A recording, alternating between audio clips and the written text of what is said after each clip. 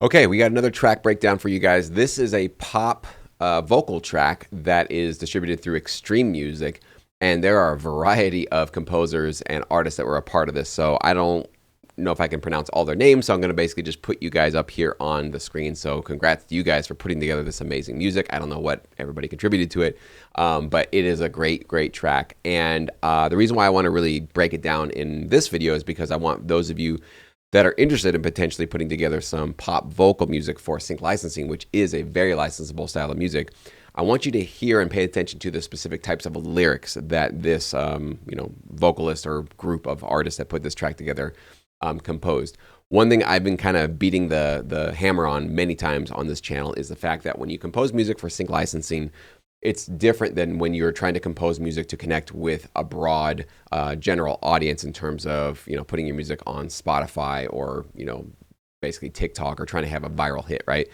With artist music, you kind of want to tell a specific story that's very personal and very vulnerable, and you want to include specific imagery usually. Like one of those kind of rules for that is you want to show, not tell. So you don't want to tell exactly what you're talking about, but through imagery and talking about what happened specifically with an interaction with maybe a loved one, significant other, somebody you broke up with your telling of the specifics of what happened, the audience can go, wow, a lot of sadness there, right? Or wow, that's a real amazing, exciting thing that happened to you. But with sync licensing, we actually want to go in 180 degrees the other direction. We actually want to tell more about what we're talking about rather than showing specific details of it. And the reason for that, and I'll explain to you after you hear this track as well, is we want to make sure that the music with the lyrics we're composing can be used in a variety of different ways for a variety of different TV clients, specifically ad clients. This kind of music, and this song I'm going to show for you guys is called I Got What You Like, is A+ perfect for advertising campaigns. And you'll hear why in just a second. As you listen to this, you can probably visualize this being played in a variety of different ad campaigns.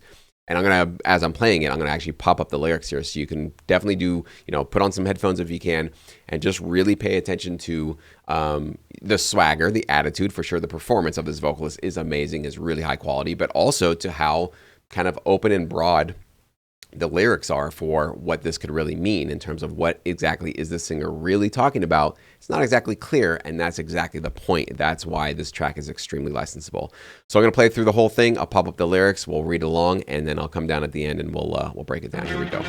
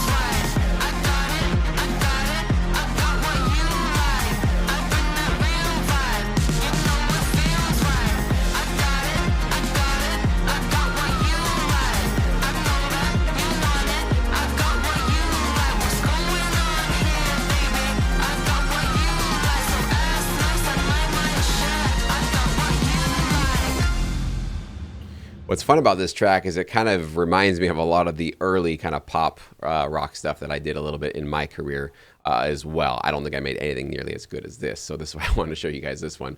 But, you know, if you had to summarize, you know, after reading the lyrics, listening to the song, how would you summarize this, right? Energetic, for sure. Determined. Swagger, a little bit of attitude. Feistiness, for sure. Dedication. Confidence, right? And these are all kind of open, broad emotions and tones for sure. What exactly was the singer talking about? What exactly was happening? Was it a car race that was going on here? I mean, there's some references to a race, but I'm not sure that's exactly what it was. Was it a basketball game that they were playing? Was it a just walking down the street, motivated, working hard, whatever? That's the whole point, is that you got the feeling and the energy and the vibe of what this song really was trying to say, but they did it in a way where they didn't pigeonhole themselves into saying, we are in a Ferrari and we're driving down the street and it's blah, blah, blah, blah, blah. It's middle of the night. They weren't using specific imagery that would have pigeonholed them to only be useful for clients that needed to advertise a Ferrari or a red car or a sports car or something like that, right?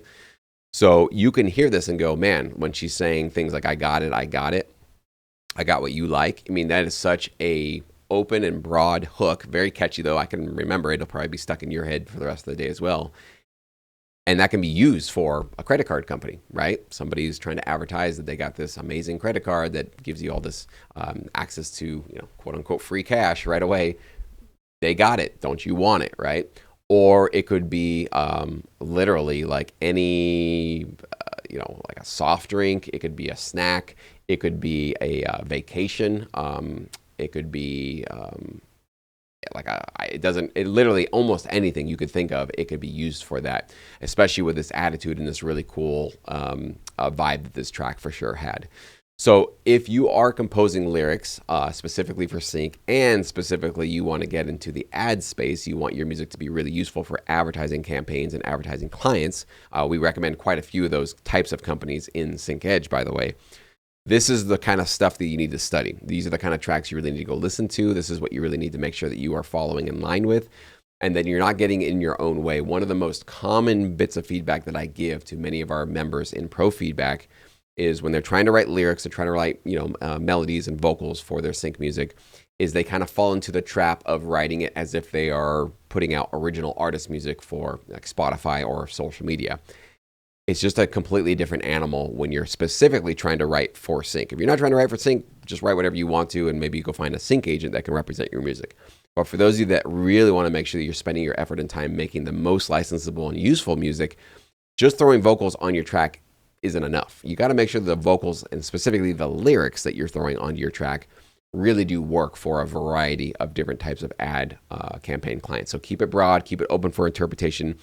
There's a clarity on where this is going emotionally, but it's not so specifically pigeonholed that it limits it. So I'm not doubting at all. I'm not exactly where this track has been placed, but I am not doubting at all that this track has been placed or will be getting placed probably multiple times, because I think it just does such a great job on all fronts. But of course, performance here is amazing, right? Great vocalist, great performance, and just well written. Of course, it's very catchy.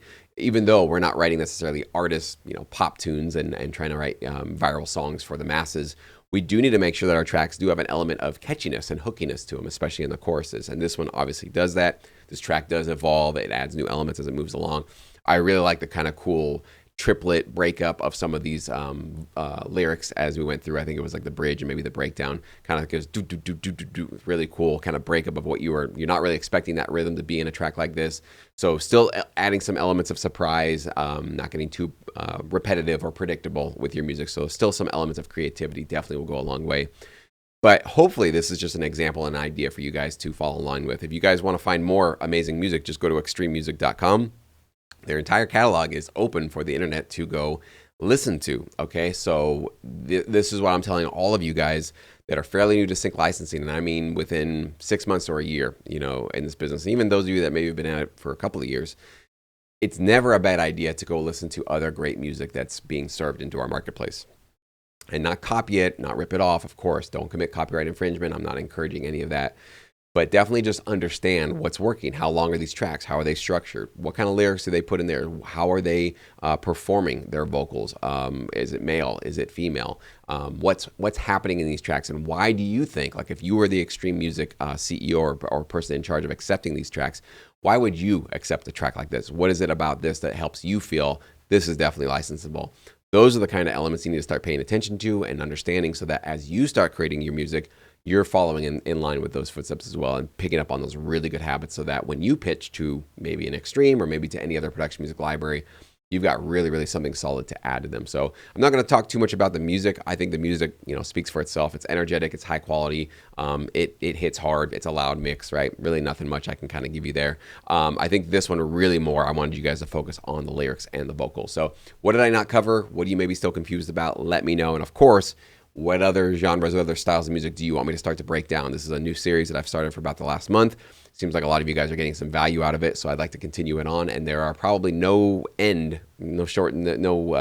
lack of genres, or no shortage of genres for me to potentially break down and analyze. So make sure you do leave that suggestion below, and I'd love to read from it.